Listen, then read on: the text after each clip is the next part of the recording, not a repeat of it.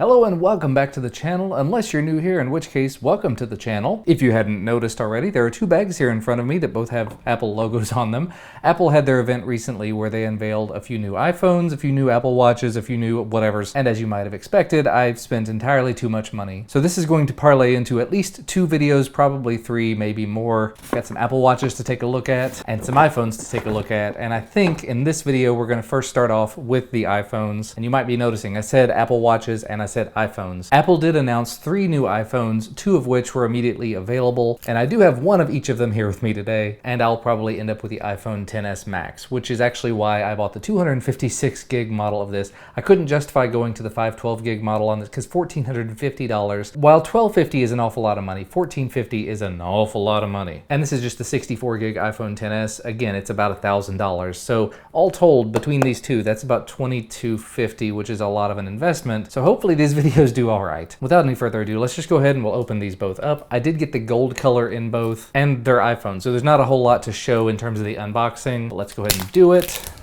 And you might be asking what's new, what's different about the new iPhones. They've got newer, faster chip, more RAM, bigger batteries, all sorts of slightly new and slightly better things. This is the XS. This is not the 11 or anything, so this is kind of an incremental upgrade. And actually, just holding this in the hand feels an awful lot like the iPhone X, which I've been using as my iPhone of choice for the last year. Almost a year, I guess, because Apple released the iPhone X a little while after the iPhone 8 and 8 Plus came out. So anyway, as you can see here, I do have the iPhone XS. This is the gold model.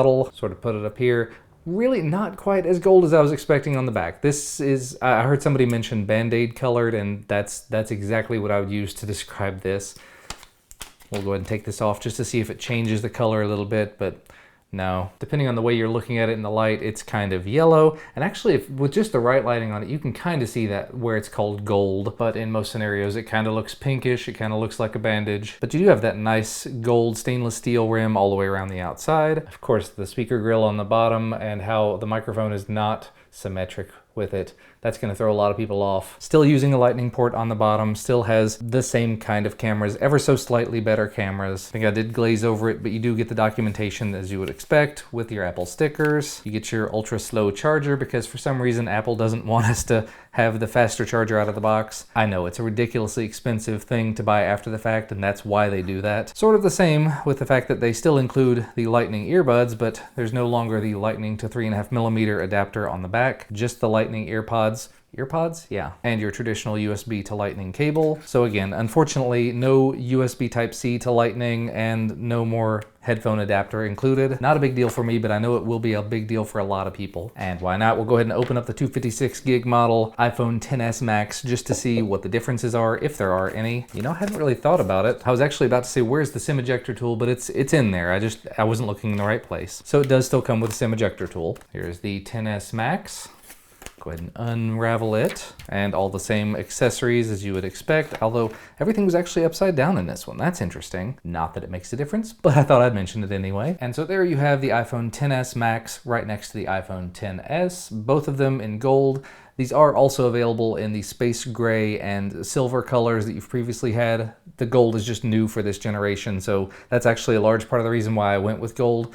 That, and as with all previous phones that I tend to do, I tend to keep a case on it. So like this wonderful looking space gray blackish color, I've had covered up with a case the entire time. So it's not like it's really making a huge difference what color I pick. And it's not a bad color. It's just, it's got a little bit of a pink tone to it. So if that's not your thing, absolutely do not go for the gold one. But that's going to be the main way that people are going to be able to tell that you have the new one if you have to let people know that you have the new phone. You go ahead and we'll just start them both up at the same time. There we go, Apple logos. And this is not going to be a thorough, in-depth video about these phones or anything. They're both supposed to be about 50% faster than the previous model because of that A12 Bionic chip. They're both supposed to have slightly better video and audio and stereo microphones and stereo sound, so they're supposed to be incrementally better. That's why they have an S, and that's why they don't have a new model number. I'm okay with that, but you probably will not be. So honestly, if you're in the market for an iPhone, the best one to go for is probably going to be the iPhone X because you're going to be able to find find it on sale in a lot of places. The iPhone XR is also going to be relatively inexpensive. It's still very expensive at about $750 to start. And if you'd like to see me make a video about that next month when it comes out, I'll probably do that as well. I'm kind of curious to see how the cameras compare. And one of the next videos on the channel will probably be comparing the iPhone X camera to the iPhone XS Max. I know everybody and their brother is going to be doing that, and their mother and their grandmother, but why should I be different from the pack? Anyway, the phones have started up now, so I'm going to go ahead and swipe up and go through the setup process. This is an iPhone, so it's very much exactly the same as every other one. And actually, as a part of the setup process here, it says set up new iPhone. Set up your new iPhone. This will transfer your current settings. Continue. And it's going to use my Apple ID to set up the new phone. Of course, this is not a process that's new. It's actually been around for a